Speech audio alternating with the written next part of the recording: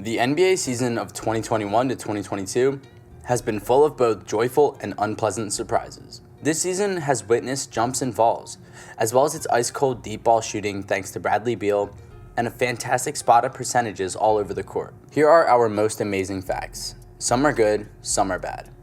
Expect nothing like Durant leads the league in scoring or Stephen Curry leads the league in three-point attempts. Those categories are overly simplistic, and everyone knows KD is an offensive juggernaut. We'll dig deeper into the data to get our top 10 most intriguing stats halfway through the year. Welcome to part 1 of insane NBA stats you need to see to believe from 2021 to 2022. Let's jump right into it. In the number 10 spot, we have the drives per game leader is Shai Gilgeous-Alexander. Athletic guards who can get to the rim have lost favor in a league that worships long-range snipers.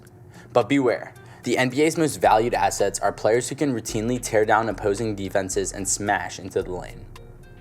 Shai Gilgeous-Alexander is the league's finest rim attacker this season. He leads the league with 24.1 drives per game. He averages 13.8 points per game from the rim and a 40.4% pass rate. Gilgeous-Alexander uses a sneaky first step or little pump fake to throw his defender off balance. If you foul him, he makes 82.5% of his free throws. And if you lay off him, he dunks. He has spent the last 2.5 seasons in Oklahoma City, sapping his overall brand. With his ability to beat his guy and crash into the paint, Gilgeous-Alexander has proven he can run a high-powered attack. In the number 9 spot, we have Jakob Poeltl is a stat master.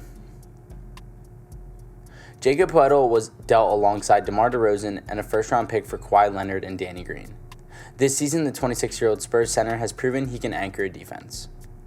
Poeltl leads the league in disputed shots at 14.4 per game, and the former 9th choice in the draft is blocking close to 15 shots a game. A huge number that the Spurs' defensive rating drops from 20th to last in the NBA. Poeltl isn't just on D though. With 5.9 screen assists per game, he's second in hustling.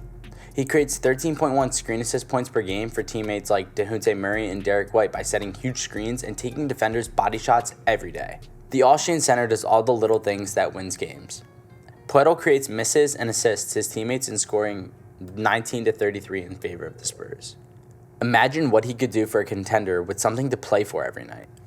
In the number 8 spot, we have Jayson Tatum is awful at pull-up shooting. Tatum's pull-up shooting is bad. He attempts 4.9 off-the-dribble three-pointers per game and hits only 29.6% of them.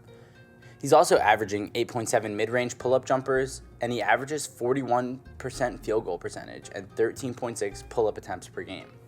He plays like Kobe Bryant.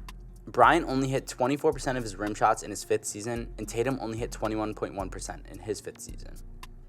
Taco J's Kobe impersonation has a few flaws though. Kobe was a unique player who could get up at 4 a.m. to practice his fadeaway jumper, and Black Mamba worked in the triangle, a free-flowing system between the key and the arc. They jammed Jayson Tatum in the paint to force him to take many difficult pull-up jumpers. The former Duke star has repeatedly stepped up in 2021 to 2022. Tatum's pull-up game is not working.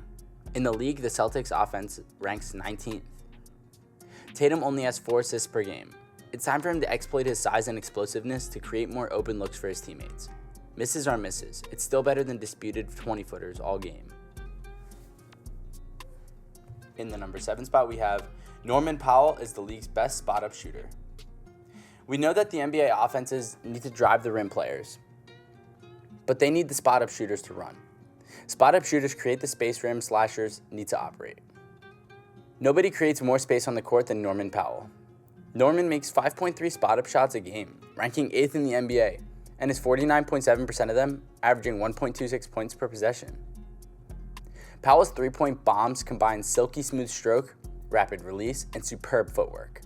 Norm's balance sets him apart from his long-distance peers. Powell is a virtuoso at getting his shoulders squared toward the rim as he runs across the court for 1.27 offensive miles each game. Whether he's shooting an off-screen curl or a stroll into the key, he's consistently pointing his shoulders at the basket. And finally, for today's video, in the number 6 spot we have, Donovan Mitchell is the best pick-and-roll ball handler.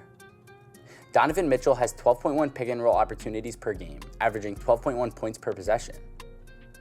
On one side of the court, 3 long-distance assassins wait beyond the arc, putting as much distance between themselves and the ball as possible. If defenses send help to block the rock, Mitchell can swing the ball to open up a three-point shooter. Unlike more standard middle-of-the-court moves when the center is usually sideways to the rim, Gobert is already facing the baseline off his screen, making his rim assault much easier.